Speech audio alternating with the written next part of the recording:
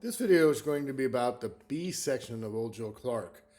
And first thing I'm going to do is I'm going to play it for you. Okay? Hopefully you can see both my hands. Move down a little bit. Okay.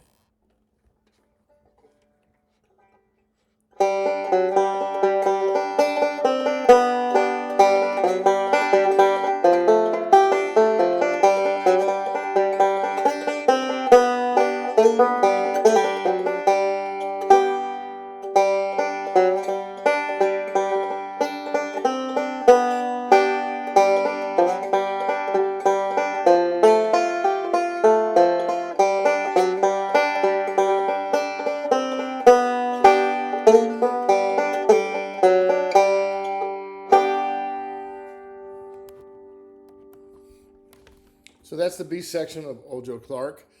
You may have noticed that the ending, the last phrase of this B section is identical to the A section.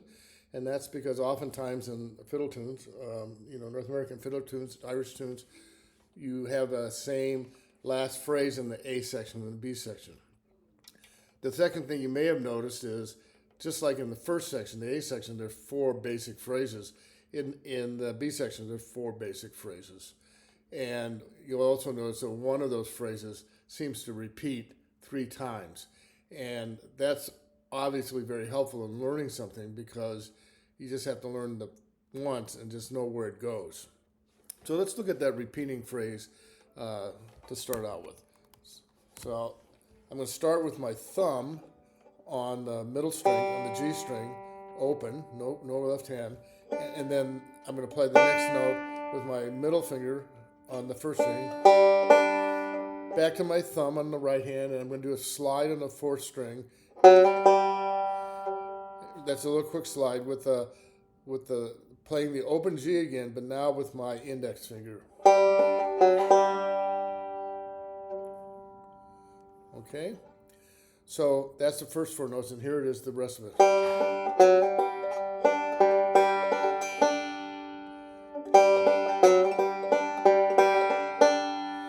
Now, if you notice my right hand pattern is going to be, it's thumb, middle, thumb, index, middle, thumb, index, middle.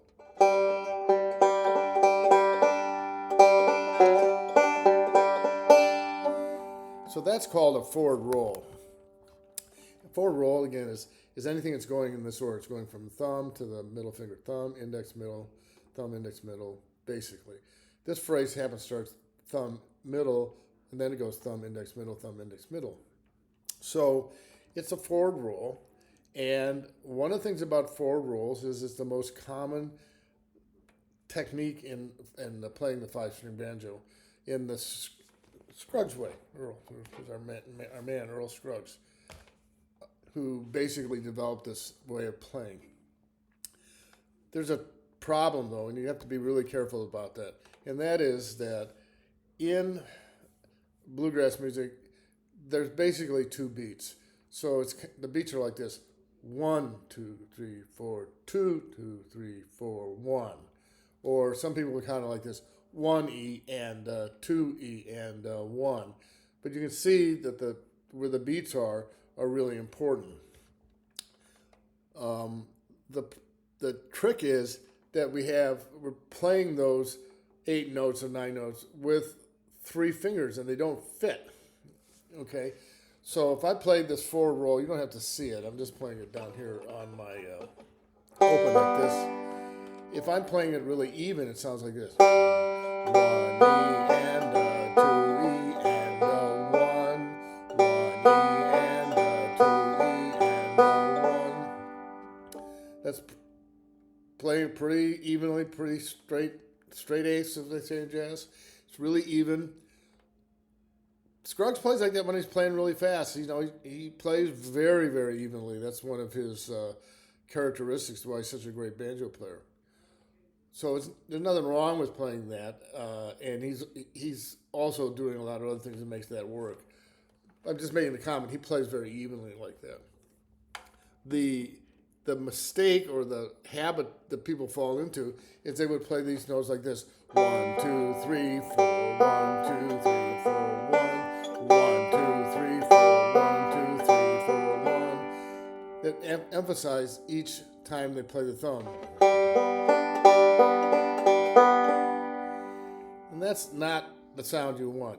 You want to make sure that the different fingers are playing the strong beat. So in this one, and this little pattern, the first strong beat's on the thumb, the second strong beat's on the index finger, and the last strong beat's on the middle finger. So thumb, index, middle. That sounds a lot different from.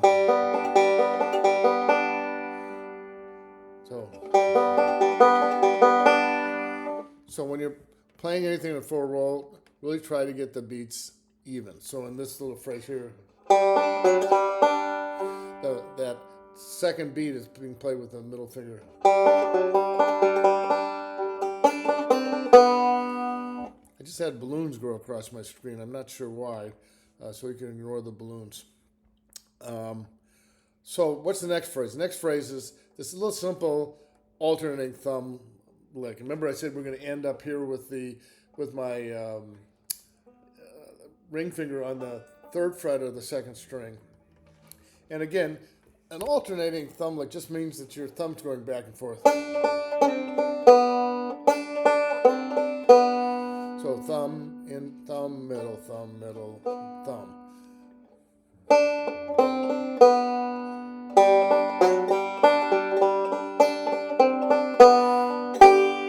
Followed that with a pinch in the thing. Alternating roll. Pinch. So that's the second phrase. The alternating thumb lick is used all the time, especially when you're trying to imitate or play the melody of the song. Remember we talked about the melody being really important.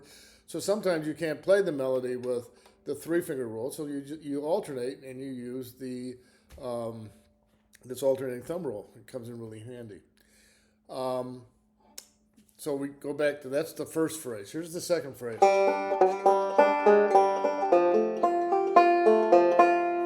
So you notice it starts out the same.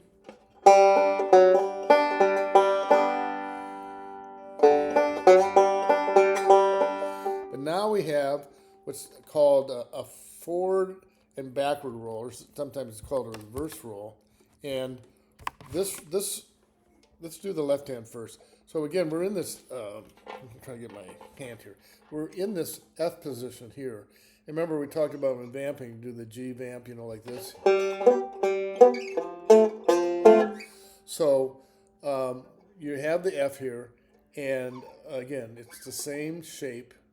So the ring finger and the pinky finger are on the same fret, 5th fret here in G, and be the 3rd fret in F rather, and then the middle finger's on the 2nd fret, middle string, and the index finger's on the 1st fret, 2nd string. So you have this F major chord. And so the forward and back roll is just what it says. You start off. I'm going to start off on the 4th string. And then we play the second, and we play the 2nd string, and the 1st string, and the 5th string. So that's very much forward. But then it goes backwards.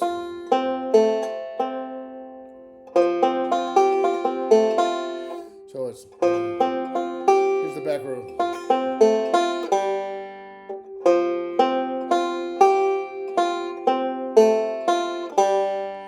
So you can see why it's called a reverse roll too, because you reverse direction. So forward, back, and then your next note. So again, that little section, the second phrase is.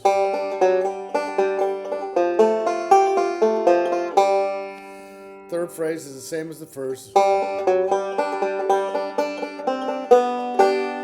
And then the same ending that you had in the A part.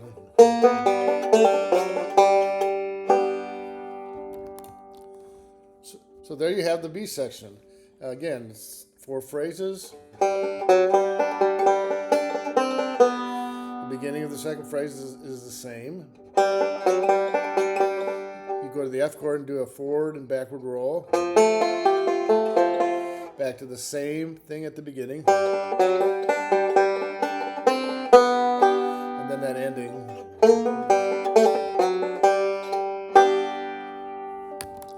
And that's the B part to Old Joe Clark.